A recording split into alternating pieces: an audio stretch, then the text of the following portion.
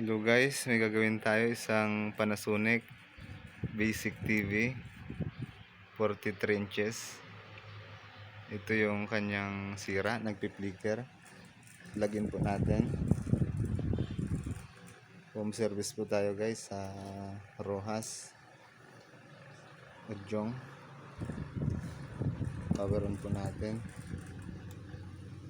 Yan, nag-on na po. Ito po yung kanyang display. Papansin nyo po yung kanyang screen yan. Flicker po yung screen nya. Ayan po. So hindi na natin po tagalin to. Direct na natin. So pause muna natin guys. So ayan po yung kanyang T-con board. So block lang natin tong kabilang side, itong sa kanan pag nakataob, kaliwa kapag nakaharap. So ayan, block lang natin yung kanyang mga clocking signal at VGH, VGL. Ayan po.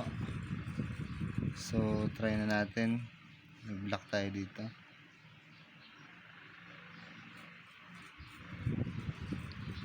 Ayan, tapos saksak lang natin to.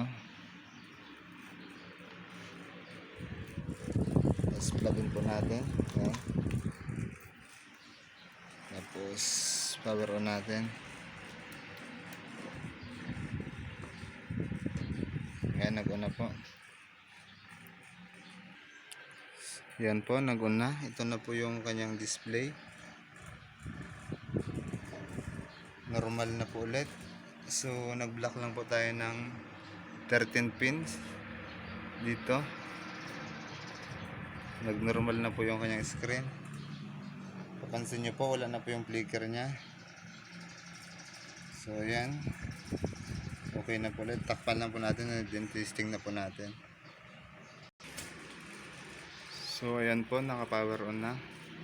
Final testing po natin. Ito na po yung kanyang finished product. So try po natin sa cable.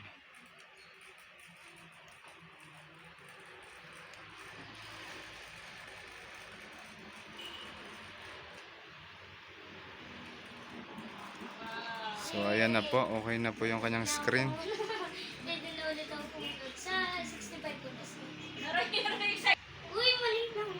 So ayan po, okay na po, makinis na ulit.